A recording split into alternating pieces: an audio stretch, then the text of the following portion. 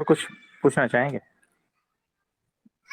हाँ जी प्रभु जी, ये जो अभी आपने मांगने वाली बात कही, तो इसी से हमें याद आया प्रभु जी, कल का आपका जो सत्संग था अहंकार का सूक्ष्म स्वरूप के हम्म, ऊपर जो था, तो हम्म, उसमें आपने एक लाइन कही थी प्रभु जी कि ये जो है वो मुझे स्वीकार नहीं है। हाँ। यानी जो मेरी अभी की प्रेजेंट सिचुएशन है, परिस्थिति है, वो मुझे स्वीकार नहीं है। तो हम्म, प्रभु जी इतने सारे वीडियोस हैं यूट्यूब पे मैनिफेस्टेशन को लेकर के हम्म, तो उसमें लोग बोलते हैं मनचाहा साथी कैसे पाओ, हम्म, मनचाही नौकरी कैसे पाओ, धन कैसे पाओ, ये कैसे पाओ, वो कैसे पाओ। हम्म, तो यहाँ पर भी प्रभु जी अगर इसको कल हमको ये बहुत अच्छे से समझ आई चीज आपके सत्संग से कि हम्म, ये भी तो कहीं ना कहीं अहंकार ही है कि मुझे मेरी प्रेजेंट सिचुएशन पसंद नहीं है और मैं इसे बदलना चाहती हूँ, तो फिर मैं हम्म, ये मैनिफेस्टेशन टेक्निक्स को यूज कर रही हूँ। और फिर इसमें प्रभु जी जो हम थोड़ा सा समझ पाई वो ये कि ये माया का भ्रम जाल तो नहीं है, इतना घिनौना रूप जो ये दिखा रही है कि तुम ऐसे करो वैसे करो, तुम ही करता हो और तुम करोगे तो तुम्हें सब मिलेगा और तुम्हें प्राप्त हो जाएगा। और लोगों को जो थोड़ा बहुत अंश मात्र प्राप्त हो रहा है तो लोग पागल हो जा रहे हैं इस खुशी में कि वाह हमने ये पा लिया, ऐसा करके वैसा करके प्राप्त कर सकते हैं। तो क्या प्रभु जी ये अहंकार को बड़ा करने का तरीका नहीं है? मतलब हमने जो ऑब्जर्व किया वो हम आपको पूछ रहे हैं। तो एग्जैक्टली वही है। तो देखो, दो प्रकार के यहाँ पर माइंड है। एक परमात्मा के रास्ते चलता है, उसको कुछ भी नहीं चाहिए, वो कोई मैनिफेस्टेशन नहीं करता, परमात्मा के अलावा और कुछ भी नहीं चाहिए। और दूसरा जो है, वो बाकी सब मैनिफेस्ट करता रहता है कि मुझे ये चाहिए, वो चाहिए, वो चाहिए, अलग अलग चीजें चाहिए। तो ये माया वाला, इसको माया वाला माइंड कहते हैं, है ना। तो माया वाला माइंड ये सारा कुछ करता है अध्यात्म के नाम पर, है ना। उसको लगता है कि मैं अध्यात्म की चीजें कर रहा हूँ, ऐसा नहीं है। वो माया की ही चीजें कर रहा है, वो अहंकार में ही फंसा है। उसको परमात्मा से कुछ लेना देना नहीं है, उसको अध्यात्म से भी कुछ लेना देना नहीं है ना। उसको लगता है कि मैं बहुत कुछ बड़ा कुछ कर रहा हूँ, लेकिन हकीकत में तो जो है ना, वो भिखारी है, मांग ही रहा है कि हे अस्तित्व, तू मुझे ये दे दे, ये मेरा मैनिफेस्टेशन है ना, ये मेरी मांग है, ये मेरा ऑर्डर है। जैसे होटल में जाते हो ना, और मेनू उसमें देखते हो आप, और फिर ऑर्डर करते हो ना कि ये लाना, ये लाना, है ना। तो वो लिख लेता है, वो क्या बोलते हैं उसको, वेटर, है ना, और वो लाके दे देता है। ये क्या हो गया? ये वही चीजें है सारी। तो कभी मिलता है, कभी नहीं भी मिलता है, ऐसा है ना। जितना जेब में पैसा रहेगा उतना मिलेगा, जितना पुण्य रहेगा उतना मिलेगा, नहीं पुण्य रहेगा तो नहीं मिलेगा। ये सारी वैसी चीजें हैं। आप कितना भी, ऐसा है कि एक ऐसा होटल है जहां पर एडवांस में पैसा लिया जाता है। आपने देखा होगा, अलग अलग कोई जगह ऐसी है, देखो ये मैकडोनल्ड वाले हैं ना। हाँ जी, हाँ जी। हाँ, एक मैकडोनल्ड वाले हैं और दूसरे जो है एक वो डोमिनोज वाले। उसमें पैसा पहले भरना पड़ता है ना। जी प्रभु जी। तो पैसा पहले भरते हैं, उसके बाद में खाना मिलता है। तो यहाँ पर वैसा है कि आपके जेब में जितना पुण्य रहेगा ना, उस हिसाब से आप ऑर्डर करो और वो चीजें आपको मिलनी चालू हो जाएगी। समय लग सकता है ना, तुरंत ऑर्डर किया तुरंत आया, ऐसा जरूरी नहीं है। तो मैनिफेस्टेशन का चक्कर ऐसा है, अगर जेब में कुछ पैसा ही नहीं है और आप कितना भी ऑर्डर करते जाओ, ऑर्डर करते जाओ, है ना। मैनिफेस्टेशन, डिप्रेशन, फ्रस्ट्रेशन, जो भी कुछ करना है ना, ये अलग अलग सारे शब्द है। तो वो करते जाओ ना, लेकिन वो देगा नहीं, कुछ भी नहीं देगा। उसे पता है इसके पास में है नहीं, क्या तो क्या दूं, है ना। और कौन से समय में देना है, ये सारा उसी का ही खेल है। आपको ऐसा लगता है कि मैंने किया है, अगर मिल जाएगा तो आपका अहंकार बढ़ेगा, नहीं मिलेगा तो आपका फ्रस्ट्रेशन बढ़ेगा। इसमें और कुछ नहीं है, दोनों प्रकार से अहंकार ही बढ़ता है। फ्रस्ट्रेशन में भी जो है सूक्ष्म अहंकार और कुछ मिल गया, खुश हो रहते हो, तो उसमें भी सूक्ष्म अहंकार है सारा माया का ही खेल। और माया वाली कीचड़ में आप फंसे हो और इसी में ही चलते जाओगे अनंत काल तक, जब तक होश में नहीं आते। तो आपको बेहोश रहने की ये सारी टेक्निक है, मैनिफेस्ट करो, वो करो तो करो, है ना, है सारा माया का ही माया जाल। इससे बाहर निकलने का कोई वो रास्ता नहीं है ना। आपको लगता है कि मैं बड़ा आध्यात्मिक हूँ, मैं बड़ा वो हूँ, कुछ नहीं है, सारा कचरा है। तो ऐसा है, आपने बताया एग्जैक्टली वैसा ही है। तो माया अलग अलग रूपों में आती है, अलग अलग दुकानों के सजे हुए दुकान, है ना, वो माया की ही है। देखो कैसा है, कोई साधु, आप सुनोगे कि ये जो है 180 साल का साधु है, आप तुरंत उसके पैर गिर जाते हो, तुरंत उसकी पूजा करने लगते हो। क्यों? क्योंकि आपके भीतर है ना सूक्ष्म रूप से कि मुझे भी उस पद पर जाना है, मुझे भी लंबा आयुष्य चाहिए, मुझे भी कुछ ऐसा चमत्कार चाहिए। ये क्या है? ये कामना है। आपको लगता है कि आप तो पूजा कर रहे हो, लेकिन आप किसकी पूजा कर रहे हो? 180 साल की, है ना। वो माया का है, भीतर माया का स्वरूप है। और 10 साल का बच्चा अगर कुछ ऐसा करे तो भी आप झुक जाते हो। क्यों? अरे इतनी छोटी उम्र में ऐसा। तो ये भी आपका माया का ही वासना है कि मुझे भी ऐसा चाहिए। कोई ऐसी स्थिति में है तो आपको भी वैसा ही चाहिए। कोई बहुत अमीर आदमी है और अच्छी सी गाड़ी में अद्भुत तरीके से बैठता है, तो आपको लगता है कि मेरे पास भी ऐसा होना चाहिए। तो अध्यात्म में भी आप ऐसे करते हो कि वो जो है 3 महीने से निर्जला पर है, 3 महीने से, तो झुक जाते हो। क्योंकि वहां पर क्या है, 3 महीने से निर्जला यानी कुछ अलग शक्ति हुई ना, उस अलग शक्ति की आप पूजा करते हो। क्यों? आपको भी वो चाहिए, है ना। तो ये अध्यात्म के नाम पे मांग कर रहे हो आप। सूक्ष्म रूप से भीतर चेक करना, ये ऐसा ही चल रहा है। तो आप जिसकी पूजा कर रहे हो, क्यों कर रहे हो? तो आपकी वो मांग है, आपके भीतर वो पड़ा है, वासना है, कामना है, इसीलिए, है ना। तो आप चेक कर लेना, ये जो आप उसमें एक पैर पे खड़ा रहेगा साधु,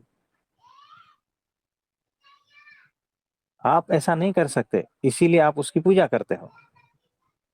क्योंकि आप भी चाहते हो कि हम भी ऐसा पावर में आए और हम भी ऐसा चमत्कार करें, है ना। तो चमत्कारी आपको ज्यादा अट्रैक्ट करते हैं, क्योंकि आपको वो पावर चाहिए है, भीतर अहंकार को इस प्रकार की पावर चाहिए, इसीलिए आप उनके शरण में झुकते हो। ये हकीकत में यही दिखा रहा है कि आपके भीतर जो है ना कामना है, वासना है, अहंकार है, ये अलग अलग स्वरूप है, आप समझ नहीं पा रहे हो। सूक्ष्मता से आप इसके ऊपर चिंतन मनन करेंगे तो समझ में आ जाएगा, ये सारा खेल ऐसा है। तो माया जो है ना अलग अलग रूपों में आपको कहाँ कहाँ फंसाएगी ना, पता भी नहीं चलेगा, अनंत काल तक फंसोगे। आपको खुद को पता नहीं है कौन कौन से रूप में आपके सामने माया आती है। आपको तो लगता है कि भगवान आए, ऐसा नहीं है, भगवान का रूप धारण करके भी माया आती है। ये नहीं समझ पाओगे, ये बहुत सारा कुछ ऐसा खेल चल रहा है।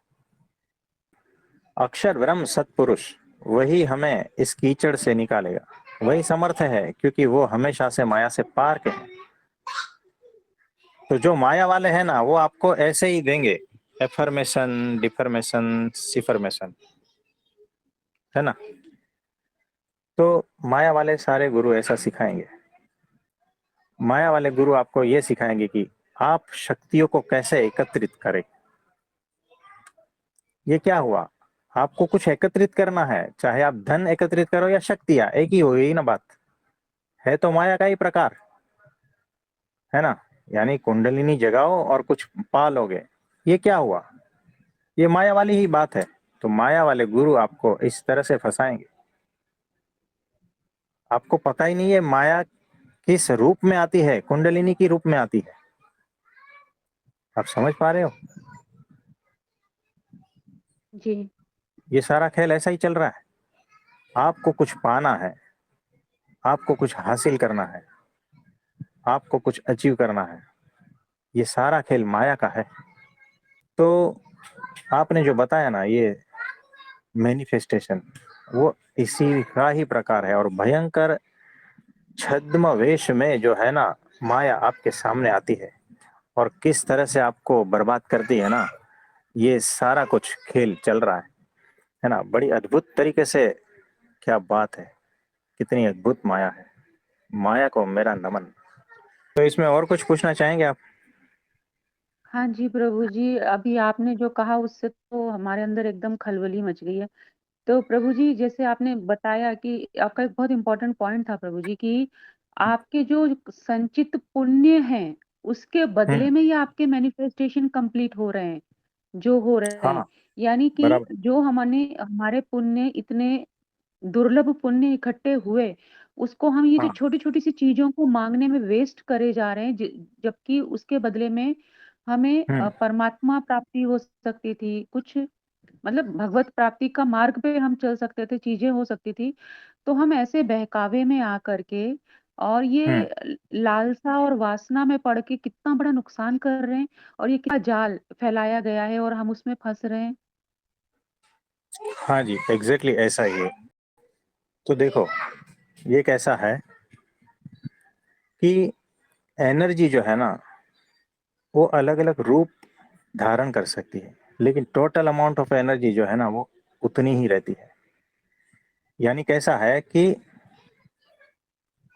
आपके पास 100 रुपया है,